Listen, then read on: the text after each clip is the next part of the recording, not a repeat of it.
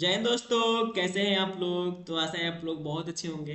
तो स्वागत है आपका इंडियन इकोनॉमी के क्लास में। तो हम लोग जो है भारतीय अर्थव्यवस्था को पढ़ रहे थे।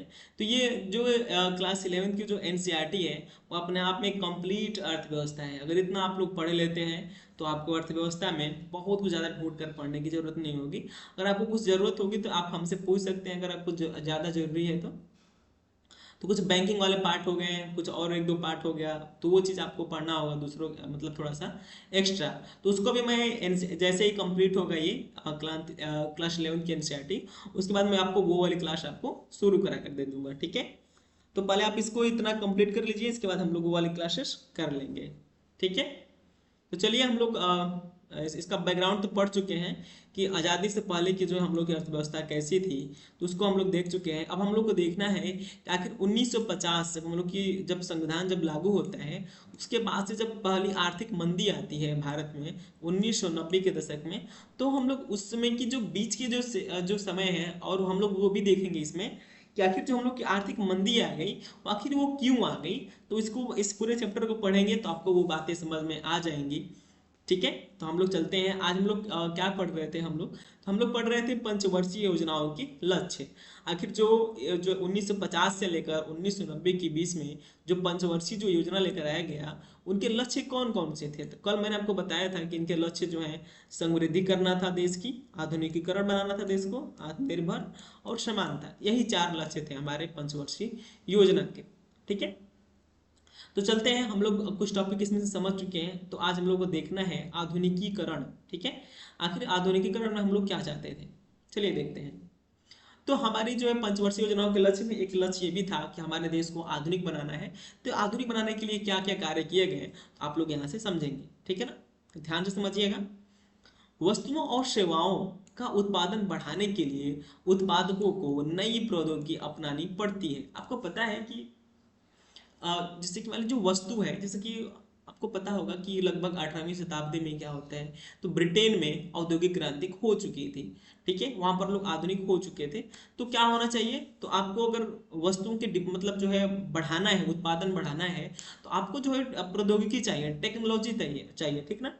आपको सिर्फ मानव के जो है श्रम बल से जो है क्या कर सकते हैं, तो वस्तुओं के उत्पादन आप बढ़ा नहीं सकते हैं। कल्पना करिए, छोटी सी कल्पना करिए कि मान लीजिए जो गेहूं की जो कटाई हो रही है, ठीक है। अगर मानव को, लोगों को, यानी मानव मनुष्य को डायरेक्ट कहा जाए कि आप हाथ से काटिए, तो व्यक्ति कितना काट पाएगा, नहीं हो पाएगा ना।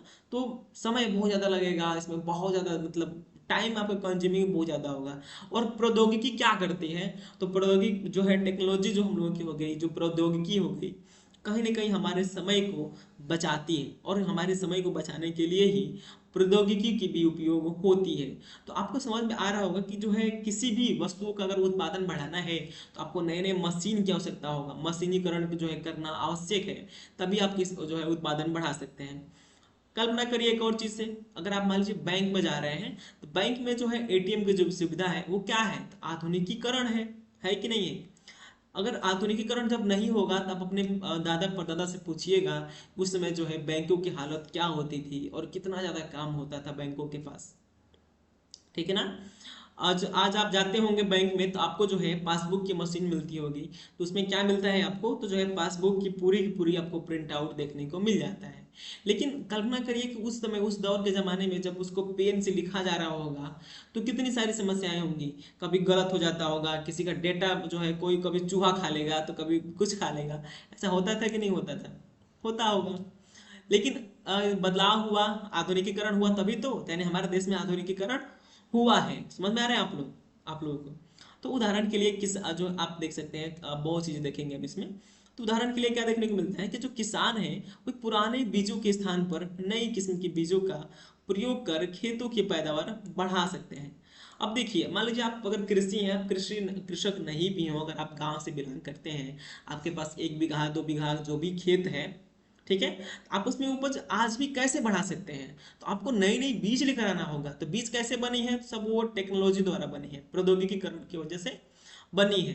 पहले क्या होता था, आप अपने दादा परदादा से बैठकर पूछिएगा कि दादा, 1900 आज़ादी के पहले, अगर उस समय के अगर होंगे डेट ऑफ बर्थ उस समय मिलता होगा, तुमसे पूछिएगा कि दादा जो है अरे उतना छोड़ दीजिए, 1980 के पहले भी आप देख लीजिए, उनसे पूछिएगा कि दादा आपके जमाने में, किसी का कॉल आ रहा है इसी में, पूछ लीजिएगा कि जो है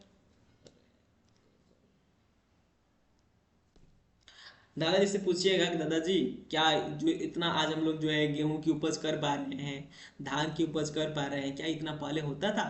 तो दादाजी का जवाब एक ही होगा, जी नहीं, नहीं होता था।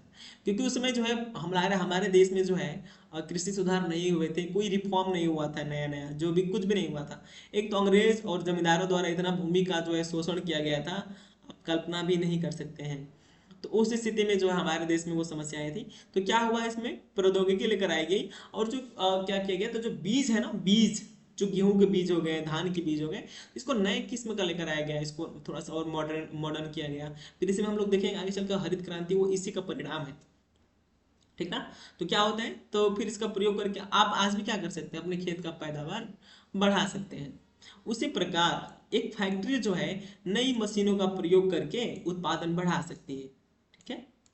जैसे कि मान लीजिए किसी कोई फैक्ट्री है, उसको क्या करना है, तो कुरकुरे, आप कुरकुरे से कल्पना कर लीजिए, बहुत कुरकुरे आप लोग खाते हैं। कुरकुरे अगर मनुष्य से कहा जाए, मानव को कहा जाए कि आप बैठिए और बनाइए, ठीक है, क्या करिए, बैठिए और बनाइए, तो आप हाथ से कितने कुरकुरे बना पाएंगे? नहीं बना पाएंगे। तो इसको बनाने के लिए, ठीक है, पता है कि इससे रोजगार पर दिक्कत होगा, लेकिन मैं आपको बताना चाहता हूँ आधुनिकीकरण के बारे में। तो क्या होगा, इसके लिए मशीन बनाएंगे लोग, नई टेक्नोलॉजी लेकर आएंगे, और उसे आप एक मशीन जो है 24 घंटे चलती है, और वो एक मशीन 100 लोगों के बराबर काम करके देती है।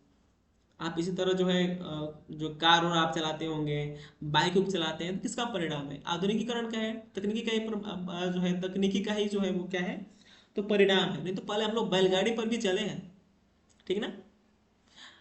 तो नई प्रौद्योगिकी को अपनाना ही आधुनिकीकरण है। अब आधुनिकीकरण क्या है, आप समझ गए होंगे कि जो नई नई जो टेक्नोलॉजी आती है, अब नई टेक्नोलॉजी आया है तो उसने क्या किया है, इसने मनुष्य को, याद रखेंगे कि इसने जो है मनुष्य को जो है मानव का समय कम किया है। बाइक आई तो आपको क्या हुआ, इससे टाइम कम हुआ। रेलगाड़ी आ गया तो टाइम कम हुआ। हवाई जहाज आ रहा है, क्यों लोग जा रहे हैं हवाई जहाज से? उसमें बैठकर ऐश करने के लिए, मजाक करने के लिए नहीं, आपका टाइम कंज्यूम कर रहा है, टाइम मतलब बचा रहा है। बात समझ में आ रहे हैं? तो आधुनिकीकरण क्या है, तो टाइम का बचाव है, ठीक है। आधुनिकीकरण जो है केवल नवीन प्रौद्योगिकी के प्रयोग तक सीमित नहीं है, बल्कि इसका उद्देश्य जो है सामाजिक दृष्टिकोण में परिवर्तन में लाना है। जैसे यह स्वीकार करना कि महिलाओं का अधिकार भी पुरुषों के समान होना चाहिए। ये भी क्या है, ये भी एक आधुनिकीकरण है, ठीक है ना। पहले के लोग क्या सोचते थे कि जो भाई एकदम पहले तो महिलाओं का अधिकार था, महिलाओं का राज्य था, पूरे मतलब जो भी महिलाओं को जो है एक समान अधिकार होता था, उनको भी बहुत सारे सिस्टमों में समान अधिकार होते थे।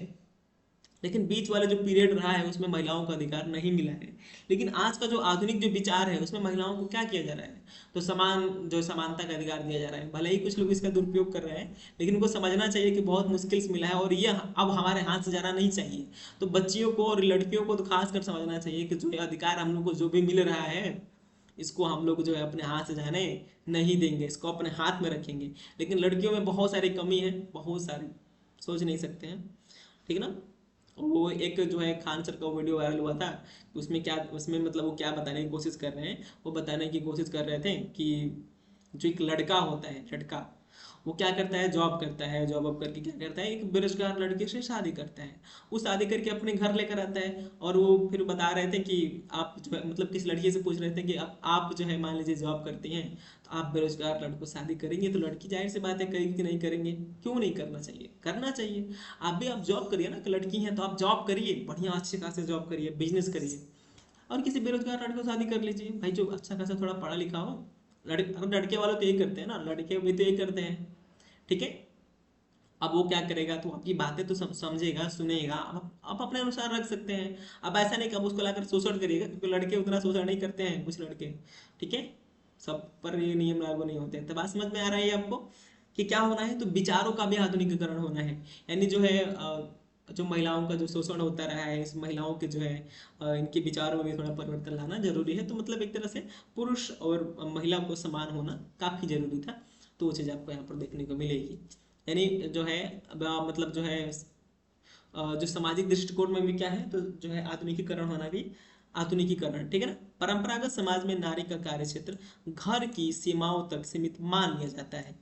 परंपरागत समाज मतलब समझ रहे हैं, यानी बहुत सारी जो है मतलब कई सारे आप घरों में देखते होंगे कि एक महिला का जो है शादी उदी होता है और एक महिला क्या करती है, तो केवल और केवल घर का काम काज करेगी, घर से बाहर नहीं जाएगी। कुछ बेहुदे परिवार को मैंने ऐसा भी देखा है कि उसमें जो है एक मतलब उनकी उनकी ही बेटी है, उनकी ही बहू है, जो रियली में पढ़ी लिखी भी है, ठीक है ना, वो पढ़ी लिखी है, लेकिन क्या कहते हैं, सुनने में क्या मिलता है कि जो है मैं अपनी बेटी को, अपनी बहुओं को घर से निकलने की अनुमति नहीं है, मेरी बहुएं अगर बाहर जाएंगी तो जो है मेरे बेटे के साथ जाएंगी। ये सब क्या है, समझ नहीं आता है, ठीक है ना। मतलब वो दुष्ट विचार वाले जो समझ सकते हैं, क्योंकि वो अभी तो महिला है, वो भी पृथ्वी पर आई है, जन्म ली है, उसका भी एक अधिकार है, उसको भी एक लोकतंत्र देश में रहती है, भले ही लोकतंत्र में उसको समझना चाहिए, ठीक है ना, उस महिला को भी कुछ ऐसा करे कि जिससे उसको आज़ादी थोड़ी मिले, ठीक है। अब ऐसा नहीं कि उस आज़ादी का वो गलत फायदा उठाए, मैं ये नहीं कह रहा हूँ कहीं भी, लेकिन गलत फायदा उठाने का मतलब क्या है कि ऐसा नहीं कि फिर वो जब उसको अब मतलब जो कार्य पुरुष कर रहे हैं, अब महिलाओं के हाथ में थोड़ा सा अधिकार आ गया तो वो भी पुरुषों का शोषण करेंगे। ऐसा नहीं होना चाहिए, आपको थोड़ा सा समझ रहे हैं ना, तो लोग बौद्ध धर्म वाले होंगे, थोड़ा सा बौद्ध धर्म के विचार को मानेंगे तो सबको संभाल लेकर चलेंगे। तो इस समझ में आ रहा है आपको। तो महिलाओं को क्या किया जाता था पहले, तो सिर्फ और सिर्फ घर के जो है काम काज में से ही सीमित रखा जाता था, लेकिन आजकल ऐसा नहीं है। महिलाएं का अब देखने को मिल रहा होगा कि महिलाएं आज जहाज भी उड़ा रही हैं, ठीक है ना, फाइटर प्लेन, बहुत सारी चीजें काम कर रही हैं। जो है हम देख सकते हैं निर्मला सीतारमण, वो भी तो एक महिला है, देश चला रही हैं। आप जो है मायावती को देख सकती हैं, एक जो है नेशनल पार्टी खड़ी की हुई है, एकदम लड़की ही तो थी, कभी बच्ची रही होगी, उसने शादी तक नहीं किया, ठीक है। तो आप जो है जो महिलाएं हैं, बच्ची हैं, अपने को कम नहीं समझेंगी, थोड़ा सा मेहनत करना होगा, फिर वो भी जो है क्या होंगी, तो उसी लाइन में खड़ी होंगी, ठीक है ना। हाँ, सबकी जो है समानता वाली। और जो है घर से बाहर जो बैंकों में काम कर रही हैं, कारखानों में काम कर रही हैं, विद्यालयों में काम कर रही हैं, कितनी सारी प्रोफेसर महिलाएं हैं हमारी आदि स्थानों पर जो है, आप समझ रहे हैं ना ये लोग। चलिए, ऐसा करने वाला समाज ही अधिकांश से समृद्ध होता है, मतलब जो व्यक्ति क्या हो, मतलब हर चीजों में भागीदारी दिखाए, ठीक है ना। आधुनिकीकरण क्या है, तो जो आधुनिकीकरण जो है वो क्या है, तो आपके विचारों का भी आधुनिक होना है। तो हम लोग आज इसको ही देखेंगे, ठीक है ना। कल से मैं आपको कल जो है आत्मनिर्भरता, यानी हमारा देश जो है आत्मनिर्भर कैसे बनेगा, और समानता, ये दोनों को मैं आपको कल बता दूंगा। तो आज क्लास में इतना ही, थोड़ा सा थक गए हैं, कोई डाउट हो तब जरूर पूछ लेंगे, ठीक है।